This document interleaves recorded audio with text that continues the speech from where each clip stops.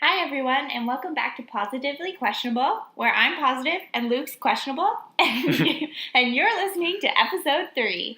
So in this episode, everybody, we're going to be reading off some feedback that we got from a listener, and we'll give our thoughts on the Avril Lavigne conspiracy theory. We'll talk a little bit about the effects of our diet on our mental health. We'll ask you, would you ever get a tattoo? And with the election coming up this week in the province of Ontario, get out and vote.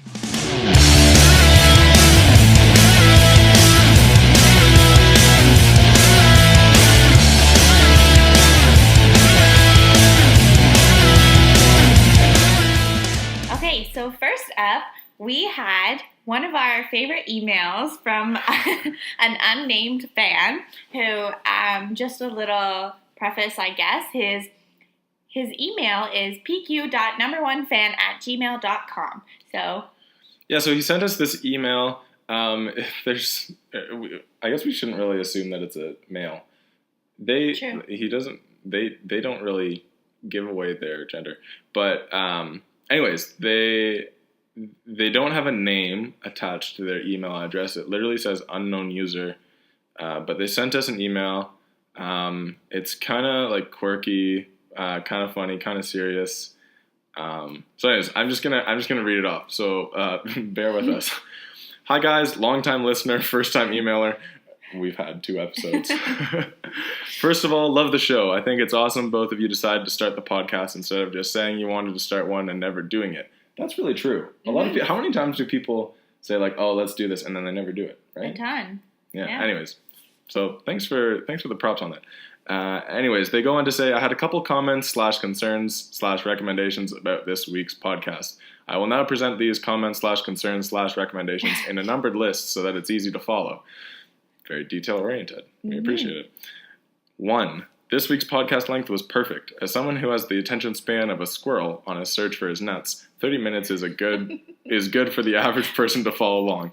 No wonder gray squirrels only find 26% of the nuts they bury, am I right? Interesting fact, quirky fact number 1 from our number 1 fan. Secondly, they write, I think that Avril Lavigne is dead. There's too much concrete evidence not to be true. But this got me thinking, do you think that her ex-husbands and current exotic prince boyfriend knew that they weren't really marrying Avril Lavigne? Or do you think that this Melissa character has them fooled too? And they found out... when they found out, they got divorced. What's your favorite Avril Lavigne song? Personally, I'm a big fan of Nobody's Home. It's really good. It's a really good one for when you just want to get on a good cry, am I right? This guy really likes saying "am I right?" And then they went on to give us another topic that we may touch on briefly in a different episode. But then what really strikes me is the signature. They say, "Thank you for your time and Godspeed. Sincerely, yours truly. Kind regards, unsigned." So all that suspense. We appreciate the email. But we'd love to know. We'd love to be on a first name basis, but we will see. Yeah, so if you're out there listening, I'm sure you are since you're our number 1 fan.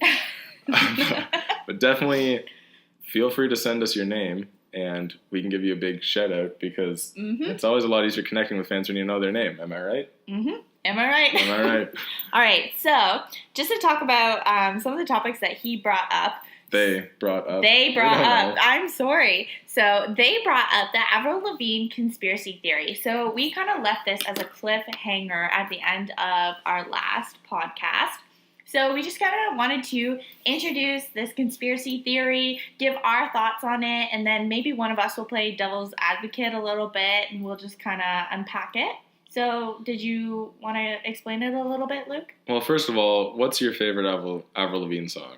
Oh, our number 1 fan asked. We should probably answer that. They said, Nobody's Home, which that one is a banger. Mm-hmm. I'll be honest. I like Fall to Pieces. I think that's a good one. It's kind of like a little more, I don't want to say depressing, but a little more emotional. I like that. I think maybe that one. I gotta go with the classic Skater Boy. Skater Boy is a good one. It's just look past what you don't judge a book by its cover, am I right? Mm-hmm. And That's our new favorite saying. That's our new Thank you. favorite saying. Thanks to our number one fan. We say, "Am I right?" a lot. A lot.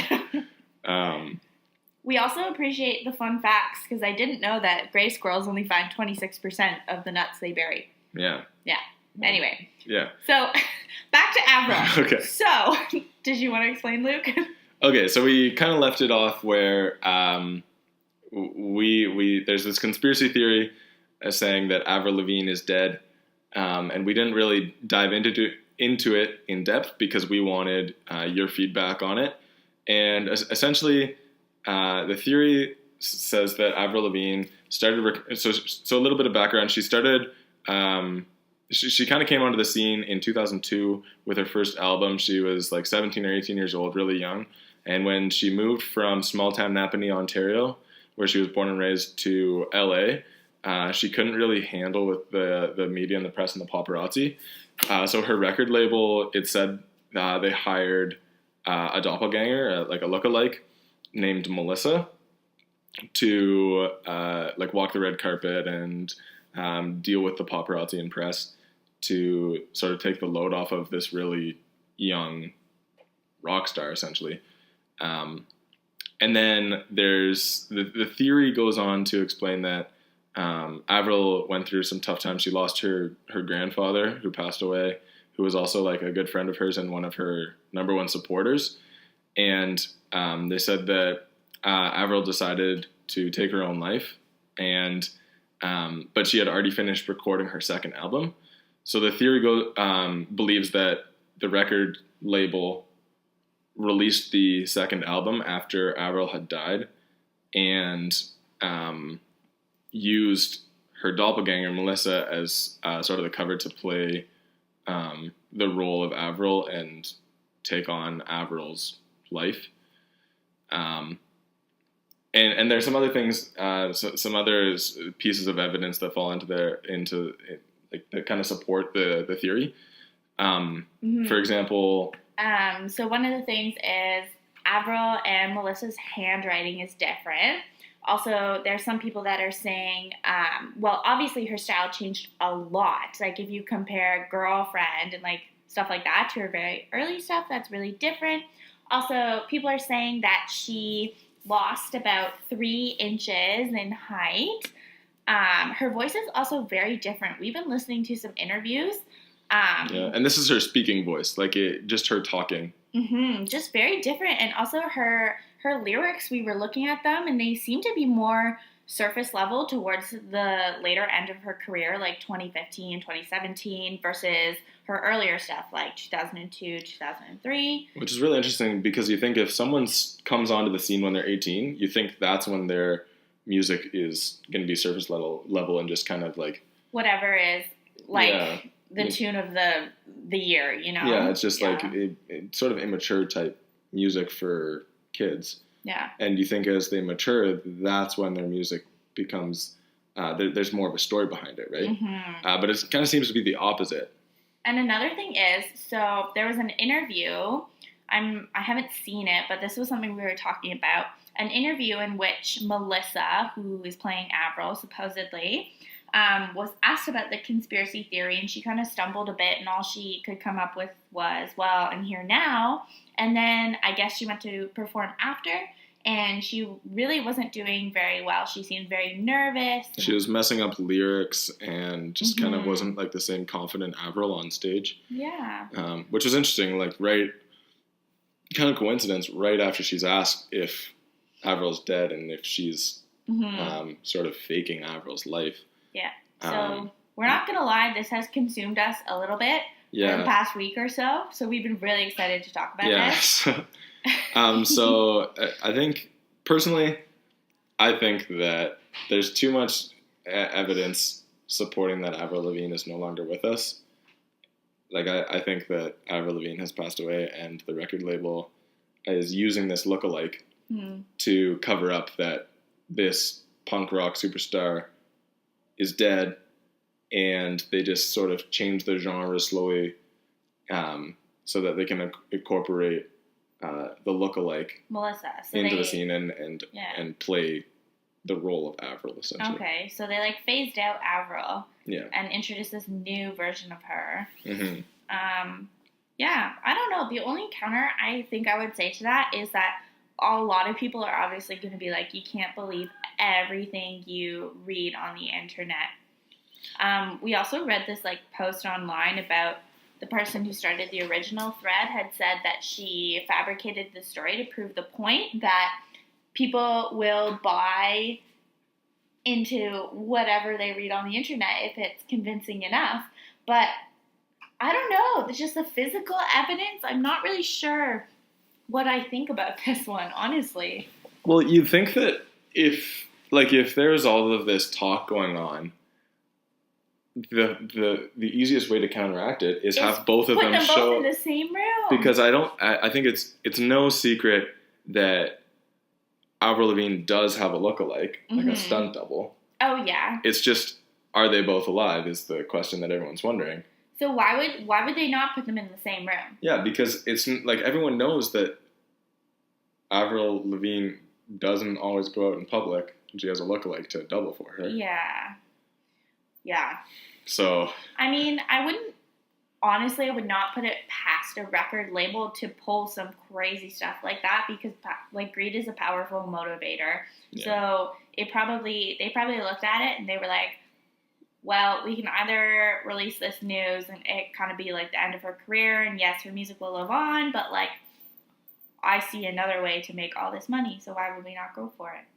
Yeah. Like people, it seems crazy, but like people do some unbelievable things. Yeah. Or yeah, so.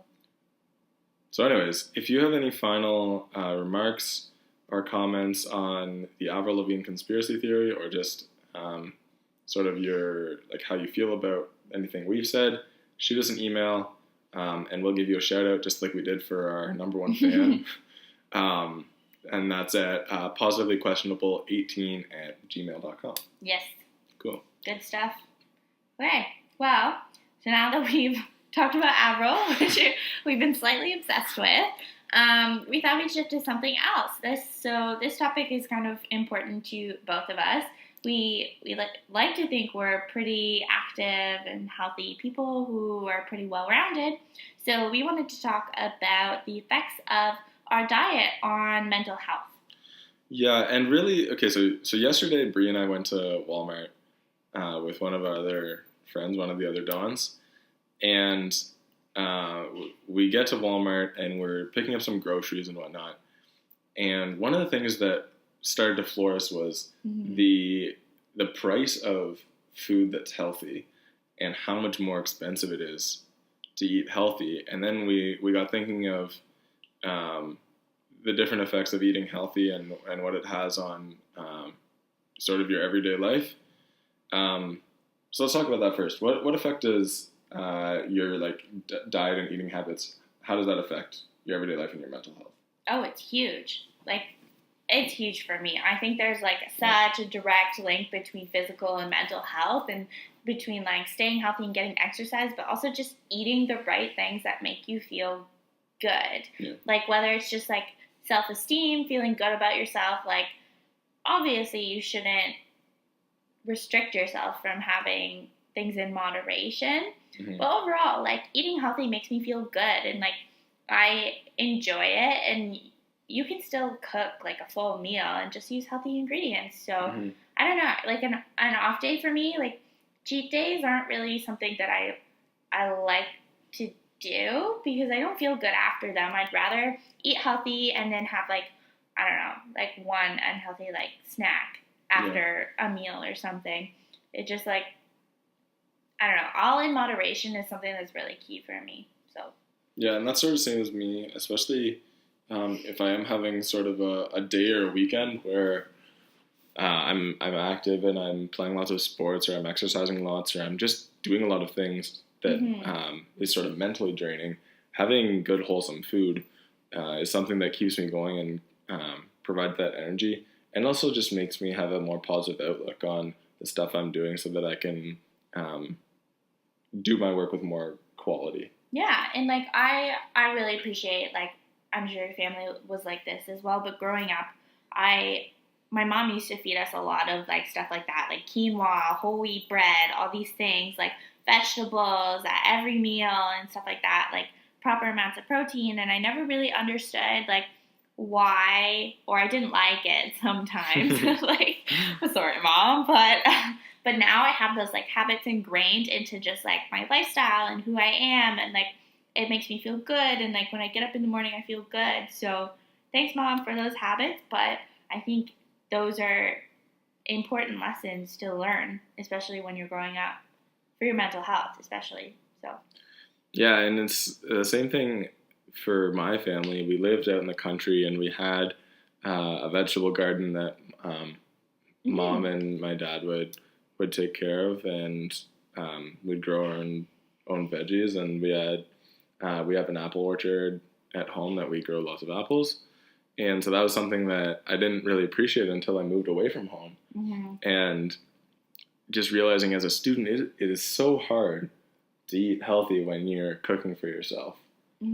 Because when you go to the grocery store and you go grocery shopping, the first thing in your mind is the price, because that's what's labeled under every single thing on the shelf. And it's tough to budget your money as a student. So you want to get something that's cheap. So yesterday we were going through, and there's ramen noodles. Yeah, if you get ramen noodles, you can get 3 packs of ramen noodles for about $1. And if you really wanted, that would be 3 meals. Not healthy meals, but 3 meals. Yeah.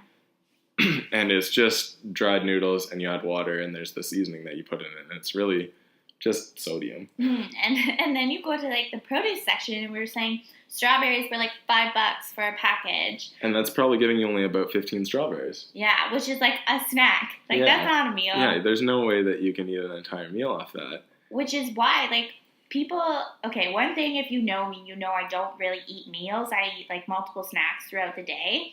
And it's because that's what works for me. But also like eating healthy is expensive, but it also like if you go to the grocery store, everything I get will be like gone in a week. Yeah. Like it's hard to keep healthy food in your fridge. So that's why I just like constantly snack throughout the day, because like, I don't know, a few days later I may not have enough to make like a full meal that's healthy, and I don't want to eat something that's unhealthy. So yeah. Yeah. And especially if you're a student living in a student house, and not everyone has access to a vehicle, it's a chore to go to the grocery store and get yourself groceries.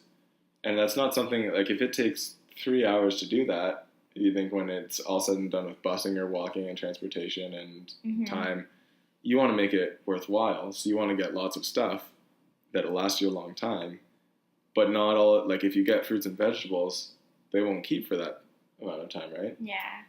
So it's really tough to figure out a way to be eating healthy all the time, and do it in a way that's cost and time effective, right? Another thing too is like I didn't really know from school. Like, of course, we had like gym and physical health, like education and stuff. But like, are you talking high school? Yeah. Yeah. Like, they didn't really educate us too much on this kind of stuff. Even just like finances. How do you budget for everything? Like I'm getting way off track here, but like school, it should teach you about like how to do stuff like that, like real life skills that I didn't pick up until I lived by myself. So. But let me tell you, I know a squared plus b squared equals c squared. The hypotenuse is the shortest. All right. Sorry, I'm getting really off track. Hypotenuse is the longest. What? Oh yeah, you're right. All right, that's why I'm in arts. My bad. Speaking of high school, our next topic is actually related to high school. Wait, no. Okay, sorry. Anyway, we'll talk about this later. If you're going from... No, the hypotenuse is the longest side. I know, but if you're going from A to B, like that, it's faster to go in a diagonal. Yeah, it's faster to go across the hypotenuse than across the opposite and the adjacent. That's what I was saying. Sorry, that's what I meant. I just didn't articulate it very well. Okay. Okay, never mind. Sorry, next. So our next question Oh my goodness. I'm sorry, it's been a long day. So our next question is, should high school in Ontario be a mandatory 5 years? And I think in Bree's case, yeah. You don't even know which side's the longest of a triangle. It's been a really long day, you guys. I know it's the longest, it's just the most efficient route of walking. Okay, anyways. All right. Okay, so... What are your thoughts on this? You can go. I'll let you get it over with. Alright, so Luke and I he's rolling his eyes so hard at me right now. We were chatting about this earlier, and I was thinking that high school should still be 4 years with a 5th year optional. And Luke, you had thought that high school should be... I think high school should be 5 years mandatory. Why? Okay, first of all, it's crazy the number of people that you see, they come to university or to college and they're just not ready. And we see it more and more. It becomes more and more prominent. You see people that aren't ready. They're not sure what they want to do with their life yet. But they feel like it's just the norm to go off to university after 4 years of high school. And how many people are switching out of programs because they weren't too sure about the program and then they get cold feet when they get there? How many people drop out of school completely early on in their college university career? Mm-hmm. And for me, I did 5 years of high school, and I know that high school isn't like the most amazing time for everybody, and some people are just ready to move past high school and get on to bigger and better things. But I made like some of my best memories in high school in my 5th year. Like my best friend and I, we probably wouldn't be best friends right now if I hadn't stayed back. Mm-hmm. Like we were always pretty close, but he was a couple years younger than me, and then we started playing sports together, the same teams, and now we're like super, super good friends. He has the same name as me. His name is Lucas. But no, like I think the 5th year of high school was like one of the, like, probably the best year of my high school career. And it was just a good time to, you have no courses that are mandatory that you have to take. So everything is kind of like that university feel where you can take the courses that you're interested in studying, and the prereqs to take that next step, going to college or university, or starting an apprenticeship or joining work right away, if that's what you figured is best for you. But I think it's just like an extra year of sort of discernment to figure out what's best for you, a chance for you to mature, and just grow, become more of an adult. Mm-hmm. Okay, I don't totally disagree with what you're saying. If you take a 5th year of high school, you'll figure out that the hypotenuse is the longest side of a triangle. It only happens in the 5th year of high school, apparently. Direct route, instead of walking along the adjacent and the opposite side. I know math. All right. Can I go? Okay. I think a 5th year. Bree's turned completely away from the microphone. I'm getting too fired up over this. Okay. All right. I think that a 5th year of high school is fine. There's nothing wrong with that. But I don't think it is mandatory to stay in high school to have that year of personal growth. That's why I think a gap year is something that's also like definitely taken for granted. Like, you know, you took one, I didn't. I went straight into school.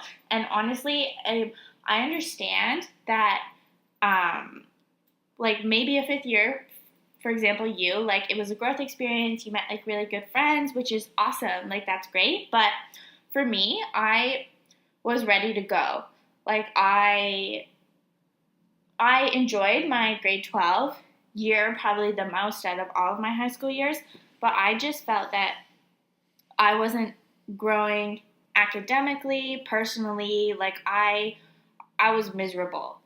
By the end of grade 12, like I was putting up a positive front, but I just was plateauing a little bit, and it's hard to look, for people that struggle like that, it's hard to look outside of that bubble and see what else is coming for them. So I'm not saying that everyone should go straight into school right away after 4 years or even 5 years. Like, it's fine to take a gap after that. It's just, I think it's very contextual and varies person to person. And if you want to stay for a 5th year, yeah, that's cool. But if you want to go, then you should be able to go. I don't know. There's just, and also, what are your thoughts on, like, it wasn't too long ago that they made the 5th year optional. Mm-hmm. Like, it's probably happened in the last 15 years. I know. That was the norm, though, right? Yeah. Like, there was no choice. So people, it was just normal. Like, grade 12 was normal for us. And, I mean, if they reduced it to 3 years, I'd probably say the same thing about grade 12 and grade 13. I'd say, if you want to stay, you stay. If you're ready to go, you go. It's, you know best what's best for you. Are you saying that if they made it grade 11, you graduated, and grade 12 and 13 were optional? No, I don't. I wouldn't support that. But, like, I'm just saying it depends. It's all relative, right? Like, it's what the standards are set and what everyone has, like, as a majority, we've accepted that that's an appropriate level, you know? I mean, I'm not really sure what I'm saying. I just think that growth can be done, or you can have those growth experiences in school for a 5th year or a gap year without any school or at university. You can have whatever experience you would like to craft for yourself, and you will figure it out. Like, I started in a program and I've changed routes probably 4 or 5 times, and I am so happy with where I've ended up, and I know it's not the same for everyone else, and sometimes university is a really hard adjustment, but then maybe university isn't the path for you, or you'd like to go into the workforce, or you'd like to go to college, or you'd like to do an apprenticeship, or... But do you think if 5 years of high school was the norm, Mm-hmm. and you didn't have an option to leave after 4 years, one, yes or no question, Mm-hmm. do you think you would have been more open-minded about the 5th year of high school? Because it was the norm? No. I would have been miserable. I would have... Really, my mindset... even though everyone else was doing it and nobody knew that going... That's like asking someone right now, like, do you think grade 12 is miserable if you had the option of leaving after grade 11? I wouldn't use the word miserable. I would say that's how I was feeling about the situation. But that I wouldn't say my entire grade 12 experience was miserable, or the idea of staying for an extra year is miserable. I would say I maybe would not be inclined to want to. But I understand what you're saying. Or but like, that would like be, something like, what if they that's changed... like altering all of society. Like, No. changing the norm. Saying that, like... Okay, wait, what? 15 years ago, 5 years of high school was the standard. Yeah, and that's changed. Yeah, I know that. But it's like, everyone did it not that long ago. Mm-hmm.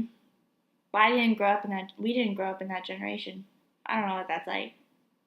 Yeah, but I think that,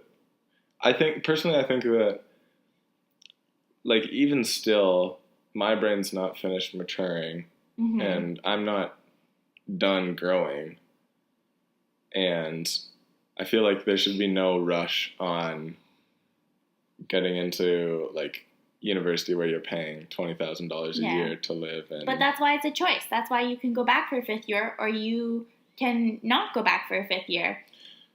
It's do you think preference. there's a stigma around people who stay back for a 5th year? Do you think they're kind of looked down on? Do you think that's a bit of a factor for why people choose to go after 4 years of high school? I think it's a factor, but I also think you need to know someone's, like, true motivations and intentions behind something. Like, the reason you staying back having this positive experience is a lot better than maybe someone who just, I don't know. Do you know what I'm trying to say? No. It depends on, like, it's not going to be uniform across the board. Yeah. Right? Everything's so subjective, and, like, it's hard to say that, no, like, 4 years is enough, or, like, yes, it must be 5 years, and that's a good, like, I don't know. Yeah. It's a big gray area. Yeah. This has been the first topic that Luke and I have like ever disagreed on. That it's like positively questionable. Extremely positively questionable. Yeah, I don't know. I don't know. I'm sticking by my Sticking to your guns. I think 5 years is what, like, I think it would cause, like, at the end of the day, there would be people who would obviously not be looking forward to that 5th year of high school. But I think at the end of the day, they would see more value in it than not value on average across the board. It also depends where you're looking at. If you went back to my high school and asked everyone that question, the majority of people would be like, nope, I'm ready to leave. That's just, things get old quickly, in my opinion. Where I went to school, things got old really quickly. People's repetitive behavior and attitudes towards you and opinions didn't change, and kind of other people dictated who you were and who you were allowed to be. And that was something I don't tolerate is a strong word, but like I didn't want to accept anymore that other people were telling me who I could and couldn't be and putting me in this small-minded box. And university was kind of like a growth. It was my growth experience. And if I had stayed in high school, I would have been absolutely miserable and it's that growth versus fixed mindset, right? Like they were perpetuating that fixed mindset for me, and I didn't like that. Yeah. And so me seeing, especially my brother, 3 years older than me, going to university, and he was like blossoming, and I'm so happy. I like love my brother. He got engaged yesterday. Woo! Brayden and Amanda. I've been talking about it like all day. She's been talking about it too much. I mean, I've never met you, Brayden, but I'm very happy for you. I hope you listen to this. Congratulations. It's a big step. Also, being a little sibling in a wedding for your older sibling is so fun. I'm so excited! My eldest sister got married 2015. So yeah, almost 3 years ago.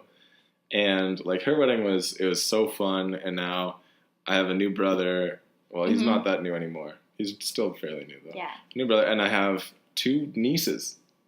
Yeah. They're starting to talk now. Anyways. I mean, Brayden and Amanda are getting a dog, so okay. Close enough. I think little girls are a little more interesting than a dog. Yeah, that's fair. Your nieces are really cute. Yeah.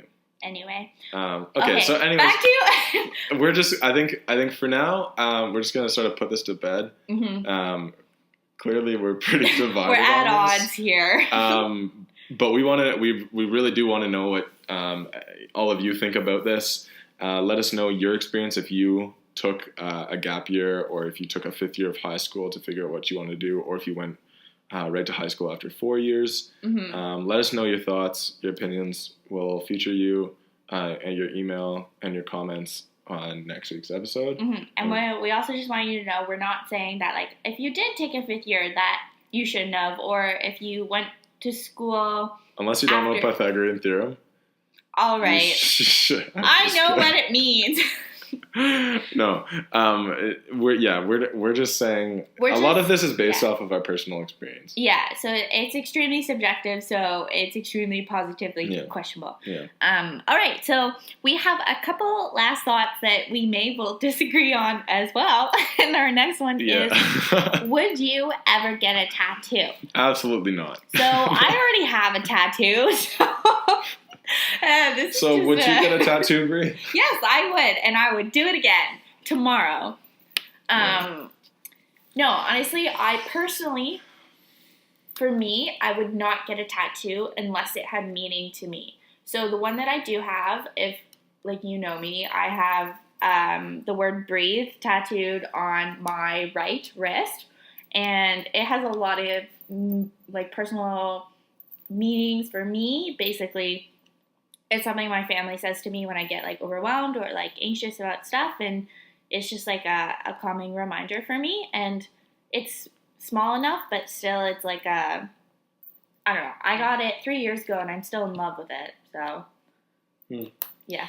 My sort of reasoning for not getting a tattoo is, one, once you get it, it's permanent. Mhm. Like, yes, there are tattoo removal or whatever. But it's painful and expensive. Yeah, it just seems like a huge waste of time and money and, like, pain. I don't want to go through that. But I just feel like since it's permanent, like, there are other ways to... And again, this is just our opinions. Everything's positively questionable.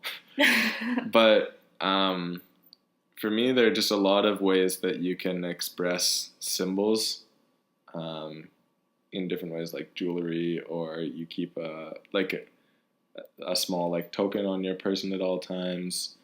Yeah, I don't know. I think this is definitely like a touchy subject. I think even something so like it's our physical appearance, right? So it shouldn't matter that much, but like I feel a lot of like emotional value has gone into my tattoo as well. And if I thought of something meaningful and I wanted it, I'd go out and get a tattoo tomorrow. If like this one, I decided on the way to the parlor what I was gonna get, but I just knew, I knew, I have a lot of love for my family, and like this is how they support me, and it's been like that for 20 years. So I had no hesitations or like regrets about it at all. But I see what you're saying. Like the jewelry I'm wearing right now, I only wear jewelry if it has some significant meaning to me. Like someone gave it to me or, yeah. So I see what you're saying. Like if you were, so say someone, you're planning on getting this tattoo, and a month before you got it, someone gave you like a really, really nice necklace, and the pendant or the piece of jewelry on it was, said the word breathe. Would that change your thoughts on getting the tattoo? I know it's like different because you decided like last minute on what you're actually going to get, but do you think that would have influenced? No. If anything, it would have just been stronger reinforcement that like this is something I strongly identify with. And I think we're now talking more about like tattoos that have, like, I'm defending tattoos that have meaning to you. And if you want a tattoo, you go for it. And if you don't want it, then... Yeah, we're not your parents. Yeah. Live your life. Yeah, live your life. Like, you do you. Yeah, I think it would just, for me, it would have just, like, reinforced how much I wanted it. But I still think it's modest enough. Like, I obviously don't want anything too huge or flashy. Yeah. Just based on personal preference, but like I think it's a nice I don't know, it's part of who I am now, and I really like that. But I mean, it's everything's subjective, right? What are your thoughts on people who get tattoos for the purpose of appearance? Oh, like personally, it's not like I have anything against it. Like, yeah, it's not like if someone sees, like, that's old thinking. Yeah. Oh, someone has a tattoo, they must be weird. That's one thing. That's stupid. Yeah, I think that's also stupid, and it's definitely changing in our generation that like people think that people with tattoos are less capable than people who don't, and even though their appearance are different, we shouldn't be discriminating based on their physical appearance, which is something we both like agree on. Like, yeah, you know what I'm saying. Yeah. I don't know. Ooh. I mean, obviously, I don't know what to say about that. Yeah, something I would never do. It is pretty neat seeing some of the art that it goes into it. Like, tattoo artists are very, very talented. I don't think they get enough credit. Yeah. Like, okay, let's think about this. You love music. Like, it's a huge part of your life. So every night you sit down and you play your guitar and you sing, and you love to listen to music and watch videos, and you especially love acoustic music, right? And like you just can really appreciate just the art of music. Yep.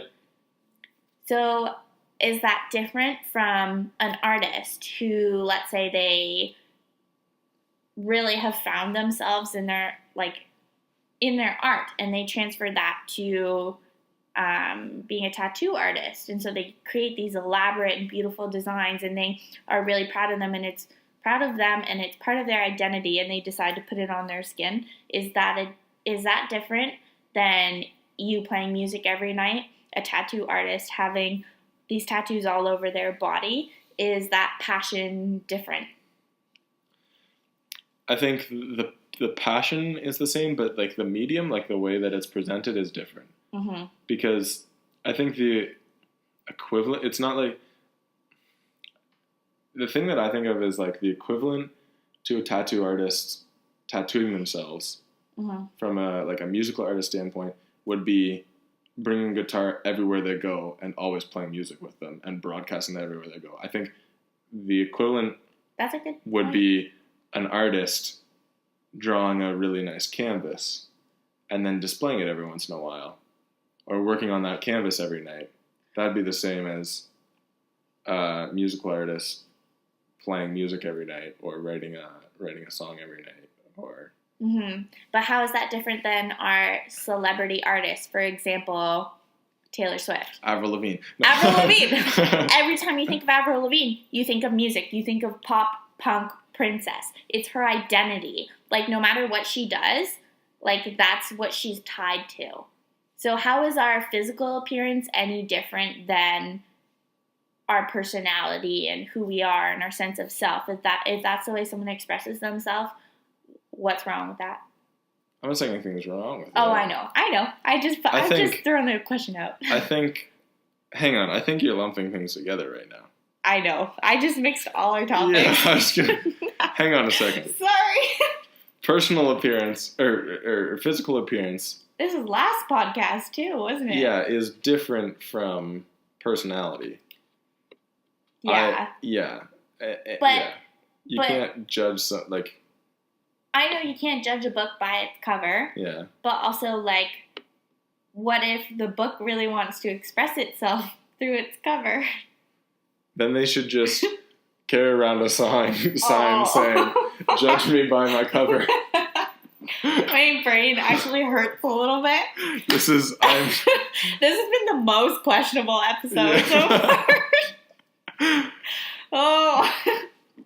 I mean, I think I really think we're comparing apples to oranges, or like apples to race cars right now. I think we're just spiraling a little bit. But no, I think it's good to have debates like this, and I think positive debates where it's not like I'm right, you're wrong. It's I'm more right, like you're wrong. No, Leave. I'm positive, No. you're questionable. It's more like, have you ever thought about this? And like, I acknowledge what you feel, but what do you think about this? And just having that like conversation. And I think that is really important. And also, that is a good segue to our last topic, which is so with the upcoming election on June 7th, your thoughts on democratic right and voting. And obviously, there's a difference of opinions between all the parties and stuff like that, and we don't really want to go too in depth into the actual Mainly politics. because we don't actually know. I honestly, I know values I hold, but not enough to debate them on our podcast. Yeah, so basically, the one thing that I want to ask is, what are your thoughts on democratic right and people who exercise it and don't exercise it? First of all, if you're not voting, just do it. It doesn't take that long. Yeah. Just vote. Like, everybody has a say in what makes up our province, our country, and honestly, you have no right to complain about our government if you don't get out and vote. Yeah. Yeah. I think it's just really important, especially for our generation, to stop being passive in determining what life will look like as we grow up and what our society is becoming. And I think it's important that everyone has the right to speak their mind and input their their opinion and values. So I think voting is important no matter what you believe and why you believe it. I think especially our generation, like the voting numbers are declining. I think it's really important to get out and just have your say. And like, yeah, I think you're right, Luke. So. Yeah, I think we agree again. Yes. This is... We've come full circle. Yeah, we start off by agreeing and then we agree again. No, but definitely this election, voting, the official voting day is June 7th, this Thursday. Yes. And even though it's an inconvenient place for us to vote, as students. Yeah, we're going to go vote because that's what I think you should do. So. And voting, you can make a statement too by voting. Especially one of the things that I find is interesting. I'm pretty sure it's in Australia. It's a federal offense to not vote. You need to go. You get fined if you don't vote. And one of the options on the ballot is to withdraw your ballot and not cast a vote for anybody. And this helps them gauge how successful the political parties have been. Interesting. So, anyways, that's just a little food for thought. Yeah. So if you have any thoughts on the election or you want to comment on anything that Luke and I said today, then feel free to shoot us an email and we will gladly read it out on the podcast and send you a reply. And yeah. And sorry to our unknown user, PQ number one fan. We went a little bit over the half hour. Yeah. The half hour limit, but sorry about your luck. We'll try to trim it down. We just had a lot to talk about today, I guess. Yes, we did.